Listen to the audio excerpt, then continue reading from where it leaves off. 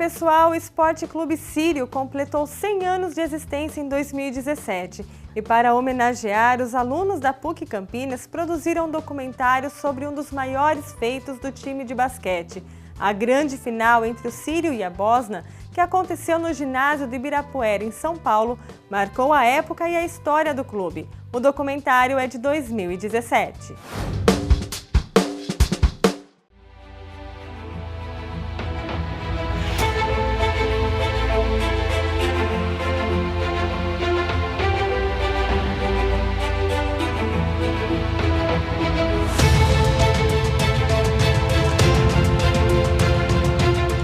Foi o meu apogeu dentro do Sírio. Eu abdiquei de tudo,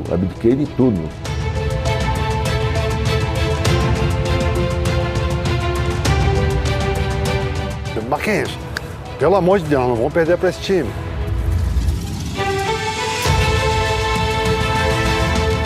Falei uma palavra aí, eu falei mágica, foi uma noite mágica. O topo do mundo. Foi o melhor time de clubes que eu joguei na vida. Um exemplo de unidade. Ninguém faz nada sozinho. Naquele dia, o Sírio foi o Brasil.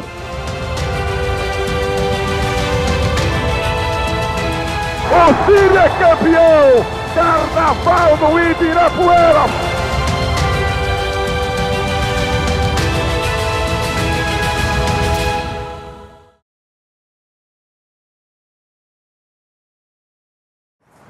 Nós tínhamos todas as vitórias possíveis e imagináveis, né? Campeonato Paulista, Campeonato Brasileiro, Campeonato Sul-Americano, mas nosso foco era realmente o Mundial. A origem do Campeonato Mundial de Clubes, a Copa William Jones, tem tudo a ver com São Paulo, tem tudo a ver com o Corinthians, porque foi a partir de um amistoso em que o Corinthians derrotou o Real Madrid por diferença de apenas 1 ponto no ginásio do Parque São Jorge, que surgiu a ideia de fazer o Mundial a cada ano. Para disputar aquele torneio que era considerado mundial, tinha que se ganhar o Sul-Americano, que era uma competição de 1 semana em algum lugar. Eu estava lá nesse Sul-Americano, foi na Ilha Margarita, na Venezuela. É uma ilha situada perto da costa da Venezuela e era organizado pelo clube local, Guaiqueris. Guaiqueris é uma tribo de índio da Venezuela e era um clube bastante popular e vibrante, e a cidade era uma cidade pequena e não tinha ginásio coberto, então os jogos eram disputados em céu aberto, numa quadra com arquibancada improvisada. Nós não podíamos treinar durante o sol porque você não aguentava ficar em cima do piso da quadra, que era de madeira, que esquentava, você não conseguia ficar em cima. Não tinha vento, era engraçado, a ilha não tinha vento, então você parecia que você estava num ginasião assim. Aquele sul-americano, a gente estava ganhando de 9 pontos, faltando 55 segundos. Ganhamos de 1. Os caras errando 2 vezes o último arremesso. O Sírio tinha praticamente 4 titulares, que eram o Larry Williams, o Oscar, o Marcel e eu. E o 5º jogador era o Dodger, que entrava como titular. Nós éramos em 12 jogadores, o Sírio tinha 10 caras do mesmo nível. Se aquela equipe estivesse jogando hoje, claro que na mesma idade, eles ganhariam qualquer título aqui no Brasil. Aquele time, para mim, era melhor que a seleção brasileira. A gente jogava melhor que qualquer seleção que se fizesse no Brasil. E era um time que já começava de 80 a 90, era uma máquina de ganhar jogo. Antes do Mundial, nós fizemos 111 partidas em 1 ano. E nós perdemos 2 partidas só. Você entendeu? Um negócio absurdo, Esse time, ele veio jogando junto desde 77. Então, não é que houve, vamos nos preparar para o Mundial em 79. Foi uma coisa natural, uma decorrência natural. O Sírio disputou com o clube Mocan dos Estados Unidos, teve um de Porto Rico, né, que é Quebradilhas, né, e o clube Bosna da cidade de Sarajevo. Bósnia tem tudo a ver com Bósnia, que na época Bósnia pertencia à antiga Iugoslávia, depois se tornou independente, depois de uma guerra civil. Claro que no período mais próximo do Mundial, os treinos se intensificaram, a dedicação foi maior, as nossas famílias vinham para os treinamentos. Então a gente formou realmente uma grande família. E aí foi muito interessante, porque a gente se preparou para aquela coisa, aquele campeonato e tal. E 2 semanas antes, o Marquinhos quebrou a mão. Nós fomos jogar uma partida em Franca pelo campeonato e ele levou uma pancada na mão e ele fraturou a mão. Quando ele teve essa lesão, é óbvio que todo mundo ficou preocupado se jogava ou não jogava, porque não tinha substituto à altura do Marquinhos, né? Minha ex-esposa, ela é espírita, perfeito? E ela me levou num senhor para me benzer. Benzer, aliás, conversar comigo, né? E esse senhor, depois de conversar, né, durante 1 hora mais ou menos, ele falou, você vai jogar. E a partir daí foi tentar recuperar o Marquinhos no mínimo necessário para que ele pudesse jogar. Ele realmente aceitou o sacrifício, o desafio. Todo mundo reconheceu isso e teve o apoio de todo mundo. As fotos ele aparece, né, com aquele pulso enfaixado e tudo, com aquela garra dele. Então, eu considero que no esporte não basta você ser um talento, ter recursos artísticos, você ser um atleta bem preparado. É importante ter garra. Estamos começando a partida decisiva do Campeonato Mundial de Basquetebol. Sírio e Bósnia da Iugoslávia, no ginásio do Ibirapuera, em São Paulo. Larry Dodd. Converteu o Marquinhos agora, 18 a 14 para o... O problema é que as dores insuportáveis, né? Você está com a mão fraturada, não tem jeito. Né? E basquetebol é pancada, né? E mais você pega a bola, é outra pancada, né? Que ele vai batendo. Se você tem 2 jogadores, alas, como Oscar e Marcel, acertando tudo do lado de fora, e depois você fecha lá fora, tenta parar o Sírio de fora, aí de repente chega o Marquinhos de curta distância, não errava uma. Larry. Oscar. Erra mais um arremesso. Marquinhos. Converte, Marquinhos. Nós tínhamos a felicidade de ter o Geraldo Félix, que foi o nosso massagista, que também era um amigo meu, cara fantástico. E que terminava jogos, terminava treinamentos, ele vinha, entendeu? Já com gelo, água quente, parafina, tudo que vocês possam imaginar para minha mão não inchar. Larry ao lado, deu bola, Marquinhos, lançou, Marcel, tocou. Cesta do Sírio, Marcel, 14 a 6 para o Sírio. Era a época de prova do 3º bimestre. E eu vinha de manhã aqui, a gente ficava alojado lá no próprio Ibirapuera. Eu acordava às 7 horas da manhã, pegava o carro, vinha para Jundiaí, fazia a prova e voltava para jogar. No outro dia tinha jogo, tinha que estudar, imagina.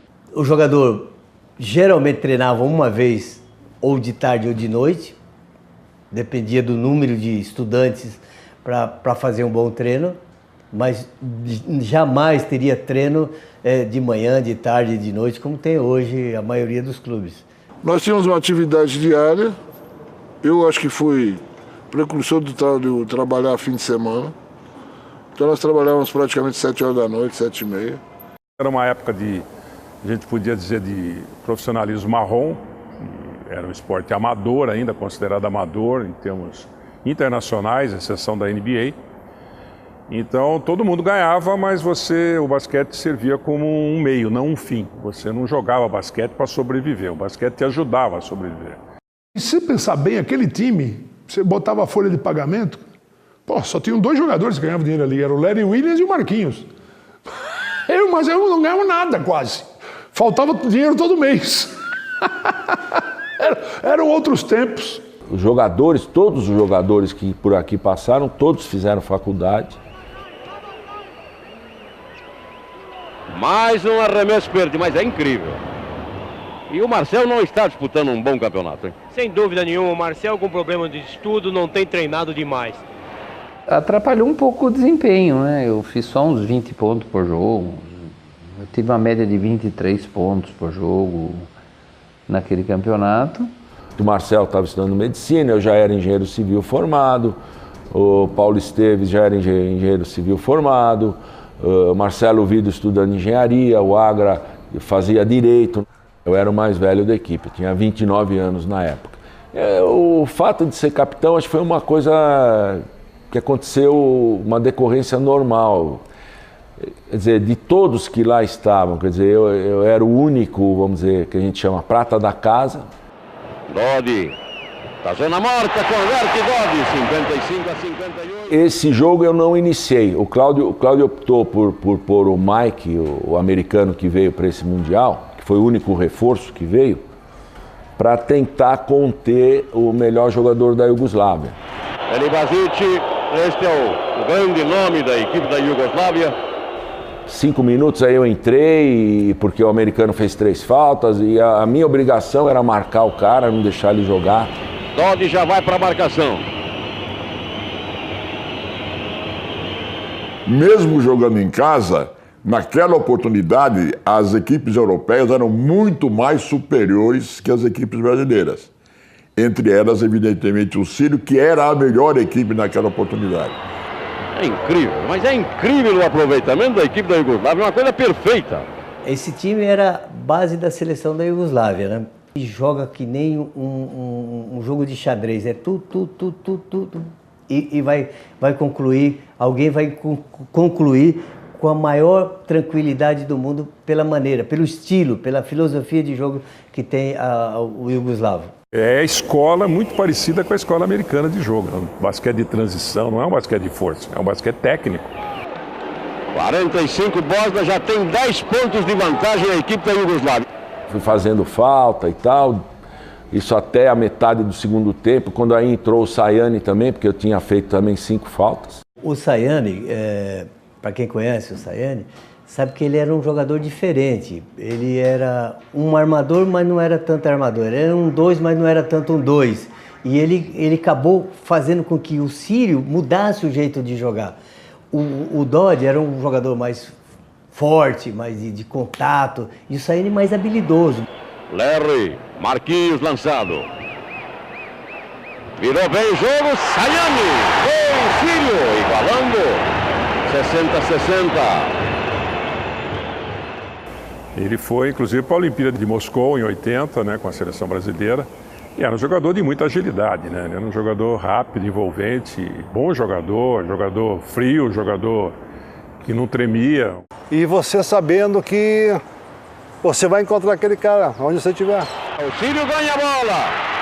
Sayani levando, pintando, penetrando, lançando, Marquinhos. Sexta do Sírio, passa a frente, 62-60. O jogo equilibrou, defeito, e ele não saiu mais. Ele não era titular, não era cotado nem para jogar. Eu roubava a bola e dava assistência, né, que era o meu forte. O Sírio não consegue prender a bola, agora o Sayani roubou, trabalhou, vai lá, se fizer essa cesta, melhora muito a situação.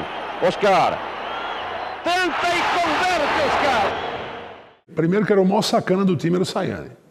A gente chamava ele de Zé Galinha. Né? Fazia aquela coisa que... Pra você ter uma ideia, ele fazia racha de carro. Ele tinha um Maverick quadrijet. Ele parava no posto, o barulho do motor era assim. Ó. E naquele Mundial, ele foi importante pra caramba. Indiscutivelmente, foi a melhor partida que eu fiz na minha vida, foi com o Bosna. E no final, o último arremesso, que o Oscar pegou um rebote no arremesso errado e sofreu falta. Falta! Vai arremessar Oscar. Eu não vou falar mais nada. Vocês ficam vendo a imagem aí e aguardando. É o silêncio total agora, tá?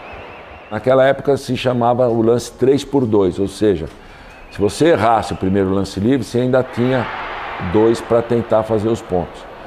Eu estava tranquilo, hein? A bola tremia sozinha. Eu estava tranquilo. E naquele dia, o Mortari tinha feito um exercício de lances livres. E eu tinha sido o último do time, o pior do time. Quando eu estou para arremessar um lance livre, o Zé Galinha, o Sayani, passa atrás de mim e fala: Oscar, lembra que hoje de manhã você foi o último no lance livre? Filha da mãe, cala a boca! Quer ganhar ou perder o jogo, pô? Porque o Oscar é difícil errar lance livre, né? Não tem jeito. Eu só falei, queixão, boa sorte. Então, não tem jeito, ele nunca errou, não ia errar naquele momento do jogo, né? Mais um, gente. Só mais um.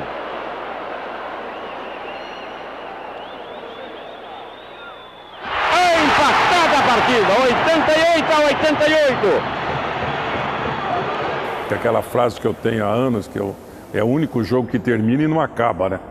Que o basquete tem a bola morta, o cara arremessa, acaba o jogo e a bola continua viva até chegar no ar. O cara jogou do garrafão dele.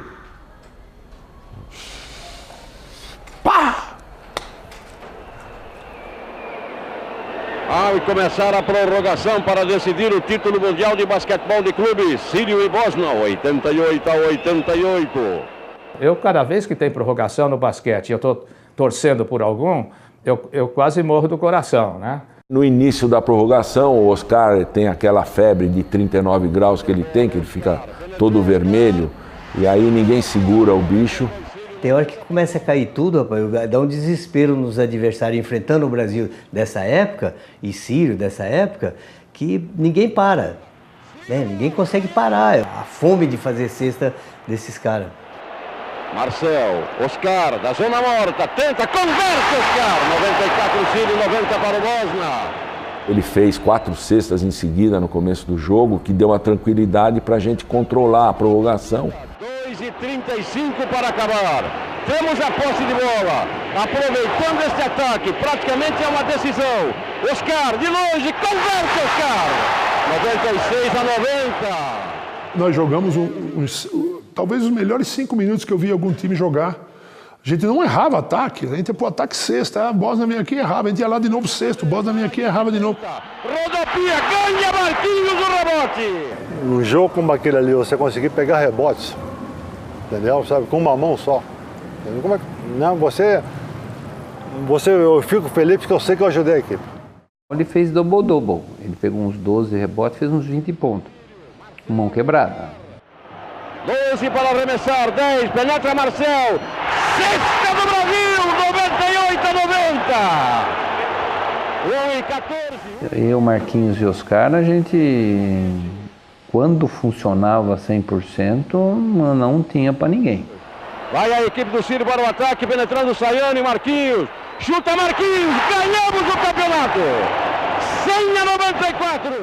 100-94. Nos segundos finais, o Sírio já tinha garantido a vitória, né? Entendeu? Que teve aquela paralisação. Ali você não consegue dimensionar o que aconteceu. Você está num estado de euforia tão grande, certo? Que você quer abraçar sua filha, sua mulher, seus amigos, né? Parece que você começa a flutuar. Crise de choro do jogador Oscar, mas é uma coisa impressionante. Olha o rapaz como é que tá. Aquilo era um sonho, né? Um sonho mesmo. E naquele momento eu me sentia lá nas nuvens, porque não tinha vitória maior que aquela. O Oscar extravasou dentro da quadra, né? Mas todos nós choramos depois, né? Mas você naquele momento ali, você quer o quê, né? Você quer concretizar a primeira vitória para depois você desabar. Saída de bola, Varajić tentando, arremessando o Varajić e convertendo 2 mais para a equipe da Iugoslávia. No tempo do técnico eu falei, a cesta vai cair, eu bato o fundo bola, porque eu já sabia que a gente não podia botar a bola em jogo. Então o Marcel, inteligentemente, segurou a bola. Então o tempo que ele segurou, ainda ele teria 2 segundos de sobra para repor a bola no jogo. Então aí o jogo terminou. Dentro da regra, não houve nada de anormal. Foi um ato de inteligência dele, como sempre, né? E aí teve aquela invasão lá que ninguém entendeu mais nada. Termina! Sírio, campeão mundial de basquetebol! Um carnaval na quadra. Eu querendo abraçar, levar a camisa. Com certeza o tênis, a meia, o calção eu saí. Mas e essa camisa que nós estamos vendo aqui é a camisa da final. Essa aqui que joguei, consegui ter ela. Na verdade, o time não ficou unido quando acabou o jogo. Ficou espalhado, né? Um para lá, um para cá, correndo. Gente tentando te entrevistar. Uma euforia maravilhosa, total, né?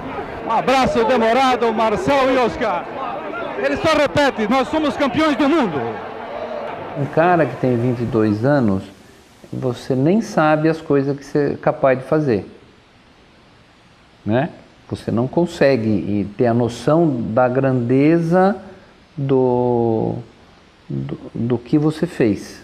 Eu com a mão levantada, eu estava protegendo a mão, entendeu? Que eu estava com medo daquela hora ali, alguém chegar e... Ali eu senti medo. A invasão da quadra é espontânea, porque muita gente tem medo, né? Cada vez que tem uma invasão de campo, invasão de quadra. Mas aí era uma festa que saía do coração das pessoas. Todo mundo foi envolvido, acho que derrubaram até a mesinha, não sei, não tenho ideia, não lembro. Mas foi a conquista de um título, pô, em casa, não é? E aí isso é um motivo de comemoração, de euforia, de alegria, de tomar um porre, de cair. Eu, como capitão do time, eu não consegui receber a taça, não teve premiação. Aquela de ter terceiro, segundo, primeiro, que o time sobe, recebe a medalha, não teve isso daí. E o gozado, né, que estava cheio de segurança, polícia militar, né, numa época que raramente tinha segurança particular, era mais polícia militar, mas que hora começou a pular o guarda olhava para lá, tinha 10 pulando desse lado aqui, pulando a cerquinha do Ibirapuera. Nesse jogo aí do Ibirapuera, ele superou grande parte do público que houve, por exemplo, nos Jogos Pan-Americanos de 63. Os Jogos Pan-Americanos de 63 foram realizados em São Paulo e o campeonato de basquete no Ibirapuera. Para chegar no Ibirapuera aquela noite tinha, me lembro que era complicado você chegar, não tinha lugar para parar carro. Naquela época, hein? Naquela época. No dia do jogo da final, eu levei a garotada para assistir a final. Assistiram fora da quadra, mas né, pertinho, né? No entanto, eu pergunto, eram todos torcedores do próprio Clube Sírio? Todos eram descendentes de sírios ou libaneses? A resposta, não. Nós tínhamos bandeiras do Corinthians, bandeiras do São Paulo, bandeiras do Palmeiras. Então, o Sírio realmente representou o Brasil naquele momento. Se dependesse só da torcida do Sírio, ia talvez encher o garrafão. E não a quadra toda, como sumiu a quadra. O que houve é que tinha um pessoal da Camisa 12 que frequentava o Sírio na época, uma garotada que era sócio da Camisa 12. E os jogos marcados no Ibirapuera, eles achavam que precisavam de um incentivo maior. Então eles bolaram convidar uma torcida para levar bateria, para levar bandeira. Esse apoio da torcida na Camisa 12 do Corinthians, ela veio num momento chave para nós, né? O ginásio cheio, né, a torcida, né, inflamada com as músicas que o pessoal cantava, e nos deu realmente uma chama interna muito grande. Fomos lá torcer para o Sírio, então não gritamos Corinthians, as bandeiras eram do Corinthians, tudo bem, mas não gritamos Corinthians, gritamos Sírio. E mesmo no Rio de Janeiro, eu tenho certeza que Flamengo, Vasco, Fluminense, Botafogo, estavam todos torcendo para o Sírio. Era um time que não tem bandeira de futebol, então todo mundo torcia para o Sírio. Uma alegria total lá dentro do vestiário. Aí depois a gente foi todo mundo para uma pizzaria lá na Avenida Santo Amaro, a Paulino, que existia na época, com os familiares. Aí, conforme os jogadores iam chegando, tinha um diretor lá que tinha um sino, aí ele badalava o sino, aí todo mundo batia palma. Você não pode imaginar, entendeu, os dirigentes que nós tínhamos. Nós tivemos aqui o Rui Dípia, Arthur Andreotti, o Delóis Albano. Você não tem noção. Você não tem noção. Entendeu? O negócio, o pessoal nos carregava no colo. Aquela semana depois foi sensacional, porque o que a gente teve de homenagem... O grande segredo de uma equipe vencedora é por aí. O apoio dos diretores, que sempre estavam presentes, eliminando todo e qualquer problema que pudesse haver com qualquer jogador ou com algum familiar seu. Eu serei eternamente grato ao Sírio por tudo aquilo que eles fizeram para a minha carreira, pela confiança no meu trabalho. Eu era muito jovem, estava com 30 anos. Pô. O Cláudio Mortari foi uma excelente contratação, porque ele tinha conhecimento, ao mesmo tempo ele tinha também autoridade para comandar a equipe, né? Era o melhor técnico possível para estar naquele time. Se era o melhor time do Brasil, o melhor técnico do Brasil era o Cláudio Mortari. Foi talvez a penúltima grande conquista do basquete brasileiro, antes de Indianápolis no Pan-Americano de 87, que foi a última grande conquista dessa geração, Marcel, Oscar. E o que aconteceu? Depois disso, as grandes estrelas do basquetebol brasileiro começaram a sair. O técnico daquele time do Bosna Sarajevo, o senhor Bogdan Tanjevic, quando foi treinar uma equipe italiana, ele falou para o presidente do time, ó, tem um menino no Brasil que chora e joga, é um caminhão, eu quero esse cara. O Marquinhos já tinha jogado na Itália, estava voltando para o Brasil, queria voltar de novo para a Itália e conseguiu. Eu e os caras, a gente queria jogar na Europa. Então esse pessoal todo foi jogar na Europa. Muito certo, claro. São profissionais, foram ganhar seu dinheiro.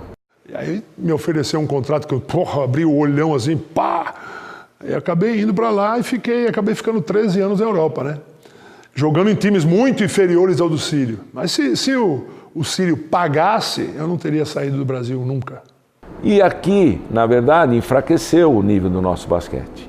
Diferentemente do que ocorreu com o vôlei, que quando teve a geração de prata, na época o presidente da Confederação de Vôlei era o Arthur Nussmann. E eu sei que ele obrigou esse pessoal do vôlei a ficar no Brasil, que se eles fossem jogar no exterior, não mais jogariam na seleção brasileira. Foi meio que uma trucada em cima. E durante muito tempo, o vôlei foi apoiado pelo Luciano do Vale, por meio da TV Bandeirantes, então o vôlei ocupou um grande espaço, inclusive chegaram a promover um jogo entre Brasil e União Soviética no Maracanã, recorde mundial de público, aquele negócio todo. Mais tarde, a TV Globo se interessou e resolveu dar todo esse apoio ao vôlei. Então, em função disso, é que o basquete perdeu grande parte do espaço. Eu não digo que poder-se-ia comparar ao futebol, mas por ser o segundo esporte do Brasil, naquela época, era o futebol e o basquete. Hoje é o futebol e tem mais 200 na frente do basquete. O basquete ainda teve um respiro até a Olimpíada de Atlanta em 96. A gente conseguiu, era o Ari Vidal, técnico, conseguiu levar o Oscar. E o Brasil teve uma boa presença. O feminino, principalmente, foi medalha de prata, que é a maior medalha do basquete do Brasil, é a medalha de prata do feminino, com Hortência e Paula. E a partir daí acabou a direção, porque aí os dirigentes da CBB acharam, agora nós vamos tirar proveito disso tudo aí pra gente. E deixaram de lado. Se você vê o presidente da confederação fazendo besteira, você sabe que não vai dar certo. Se você vê isso, primeiro você fica revoltado com esse cara que está lá, que nunca jogou basquete na vida, que nunca fez nada no basquete e está lá presidente da confederação. Hoje não, hoje nós temos um cara que jogou basquete. O Gui Peixoto foi um bom jogador de basquete. Então agora estou muito mais otimista porque ele mudou o estatuto e o basquete hoje é a única confederação onde votarão técnicos e jogadores. Espera para ver como o basquete vai melhorar. Tenho certeza absoluta que o basquete vai melhorar. Se não melhorar, então não tem mais nada o que fazer.